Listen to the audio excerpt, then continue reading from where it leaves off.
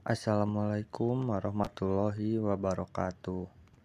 Halo guys, masih bersama saya Fadli Irawan di channel ABC Suara Horor. Cerita yang kali ini akan saya bacakan adalah berdasarkan dari pengalaman salah seorang narasumber. Dia ditampakkan sosok hantu kuntilanak di rumah kontrakan. Penasaran gimana ceritanya? Dengerin aja nih ceritanya sampai selesai. Oh iya, buat kalian yang baru mampir ke channel ini, tonton juga cerita suara horor lainnya yang ada di channel ini. Dan jangan lupa juga buat klik like, komen, subscribe, dan share sebanyak-banyaknya ya. Biar saya dan tim ABC lebih semangat lagi buat update cerita lainnya. Langsung aja dengerin ceritanya sampai selesai. Masih di ABC Suara Horor.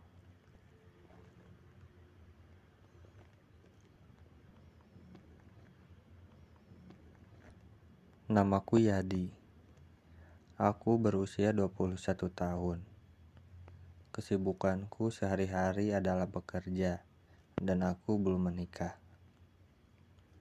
Setelah pulang kerja, biasanya aku istirahat saja di rumah, bermain game online di komputer di kamarku. Aku memiliki seorang kakak yang sudah berkeluarga. Ia tinggal di rumah kontrakan yang jaraknya tidak terlalu jauh dari rumahku. Waktu itu, pekerjaan sangat banyak, dan aku pulang ke rumah sampai jam 8 malam. Aku langsung mandi, kemudian mengisi perutku dengan makanan yang aku pesan online tadi. Seperti biasa, rutinitasku setelah pulang kerja adalah bermain game. Aku mulai menyalakan komputerku. Namun saat ku buka aplikasi game itu tidak dapat terhubung ke internet. Dan saat aku cek, ternyata wifi di rumah mati. Aku coba cek satu persatu penyebabnya. Ternyata ada satu kabel yang putus, sehingga menyebabkan alat wifi-nya tidak mau menyala. Aku mencoba menelpon kakakku untuk meminjam kabel adaptor wifi miliknya. Dan dia menyuruhku untuk mengambil saja sendiri di rumahnya. Dan itu juga kalau aku berani, karena dia dengan keluarganya sedang tidak ada di rumah. Aku pun ke rumahnya jam 9 malam sendirian menggunakan motor tuaku. Sesampainya di sana, aku memasukkan motorku ke dalam gerbang yang tidak dikunci. Dan untuk kunci pintu rumahnya ada di dekat pot yang kakakku beritahukan tadi di telepon. Selama kakakku tinggal di kontrakan ini, baru 2 kali aku mengunjunginya. Yang pertama adalah saat hari raya tahun lalu. Rumah yang sangat besar untuk dihuni dengan 4 orang. Tetapi kakakku mendapatkan harga sewa yang sangat murah bila dibandingkan dengan rumah kontrakan yang lain. Aku pun masuk ke dalam rumah ini dengan membuka sendalku terlebih dahulu. Aku mencoba mencari di mana posisi alat wifi di rumah kakakku. Namun dari kabel yang aku lihat mengarah ke suatu kamar yang berada di ujung rumah ini. Di rumah ini memang ada 8 kamar tidur. Tetapi yang dipakai hanyalah 4 kamar. Satunya untuk kamar tamu, 2 lagi dijadikan untuk gudang. Dan kamar yang ujung ini sepertinya memang sengaja dikosongkan. Tidak ada yang aneh atau menyeramkan saat di sini. Namun saat aku membuka pintu kamar itu, terdengar seperti suara benda yang dilemparkan ke pagar depan. Aku pun lari ke depan, karena takutnya ada pencuri yang masuk. Tapi tidak ada siapa-siapa di sana.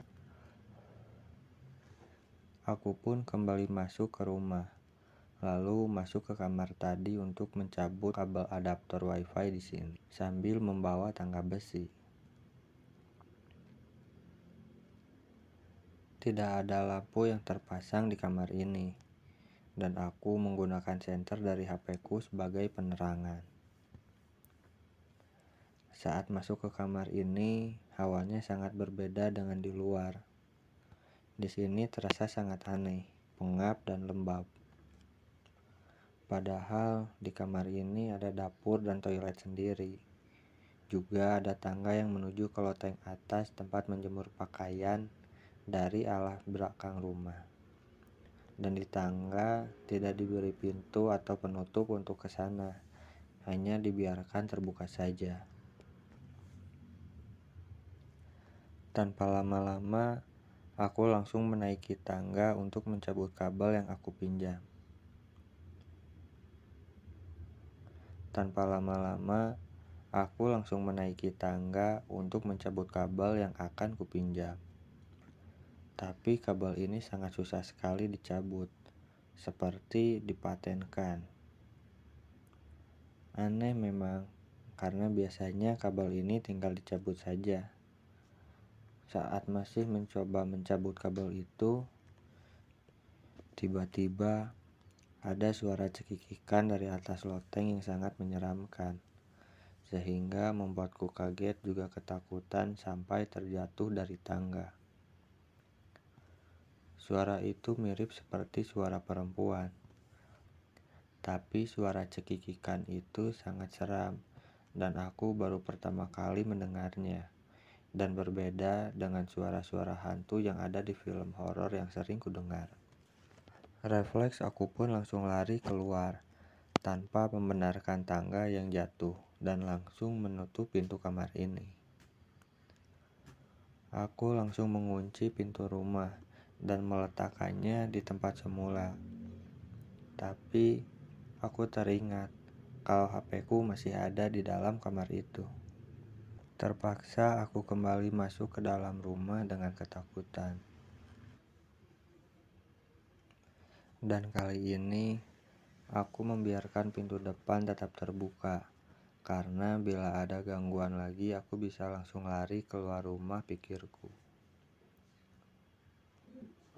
Pelan-pelan aku mendekati kamar yang ada di ujung itu, dan semakin aku mendekat, perasaan takut pun semakin bertambah. Dengan tangan yang gemetaran, aku coba membuka pintu itu. Tapi pintu tidak bisa dibuka, seperti dikunci dari dalam. Dan pegangan pintu pun saat aku geser ke bawah sangat berat sekali. Ingin rasanya aku langsung pulang saja ke rumahku, tapi HP-ku masih di dalam kamar ini.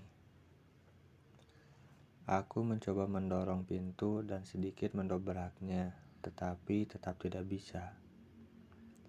Sampai tiba-tiba aku pun mulai kesal, dan rasa takut ini semakin memuncak. Aku berniat untuk menendang pintu ini dengan sekeras-kerasnya. Tapi sebelum kakiku menyentuh pegangannya, pintu ini terbuka dengan sangat kencang, seperti dibanting oleh seseorang. Dan aku pun terpeleset terjatuh ke dalam.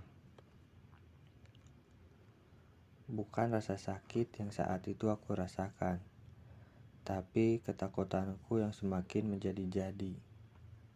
Ditambah keringat yang sudah bercucuran dari dahiku.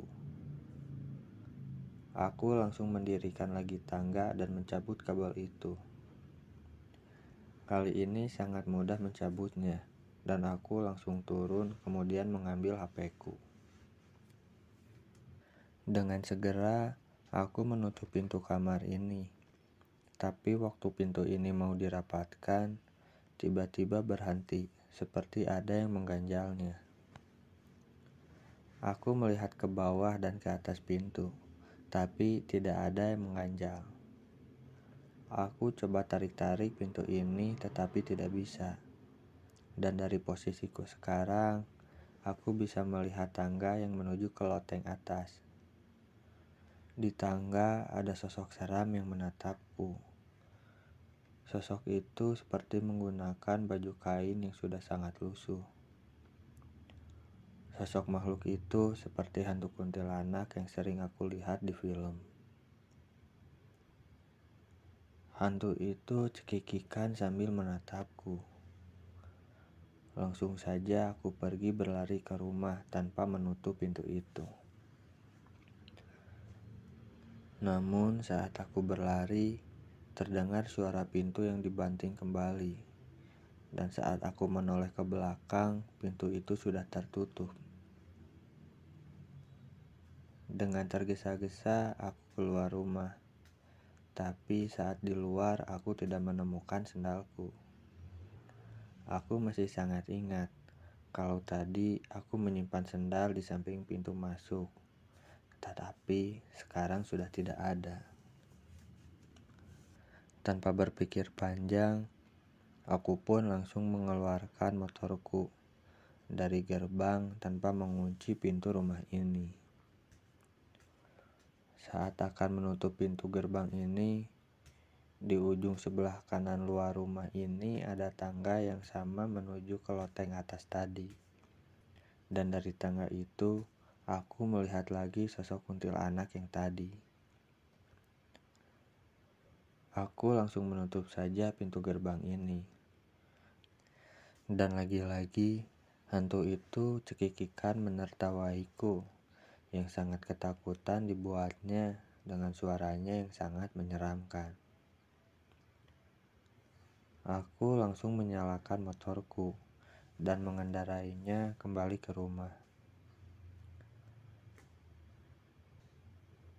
Sesampainya di rumah, aku langsung mandi dan mengganti semua pakaianku dan masuk ke dalam kamar. Aku masih teringat sosok kuntilanak yang tadi. Juga suara cekikikannya yang sangat menyeramkan. Namun, saat sudah di rumah, rasa takutku sudah sedikit berkurang. Karena di rumah ada bapak juga ibu. Setidaknya aku tidak sendirian di sini. Aku pun mencoba untuk tidur dan tidak jadi main game di komputerku. Tetapi saat itu bapak menggedor pintu kamarku dan aku pun keluar untuk menemuinya. Bapak langsung menanyaiku kemana aku semalaman dan kenapa baru pulang jam segini lalu langsung mandi. Perasaan aku berada di rumah kontrakan kakakku tidak sampai 2 jam.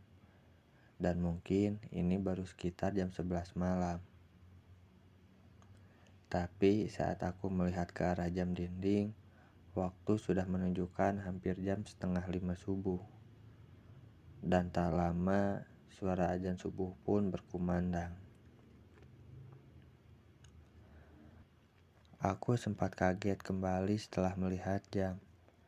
Tapi suara azan subuh ini berhasil membuat rasa takutku hilang. Walaupun aku masih belum bisa melupakan sosok wajah dan suaranya yang sangat seram dari makhluk itu. Setelah sholat subuh, aku langsung mencoba untuk tidur dan mengabari terlebih dahulu kepada rekan kerjaku bahwa aku tidak akan masuk hari ini.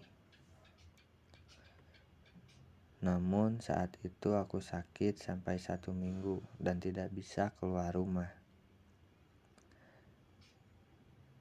Kakakku berkunjung ke rumah untuk menemuiku. Dan dia memarahiku karena tidak membereskan tangga yang kupakai dan tidak mengunci pintu lagi. Aku pun menceritakan kejadian malam itu. Kalau aku diganggu oleh sosok hantu kuntilanak di rumah kontrakannya. Dan ternyata kakakku sudah tahu bahwa di loteng ada penunggunya. Makanya selama tinggal di sana, bila istrinya menjemur pakaian hanya di teras depan saja. Karena pernah saat pertama kali menjemur di loteng, istrinya diganggu oleh makhluk itu. Dan pakaian yang baru dijemur pun berantakan seperti telah dilempar-lempar oleh seseorang.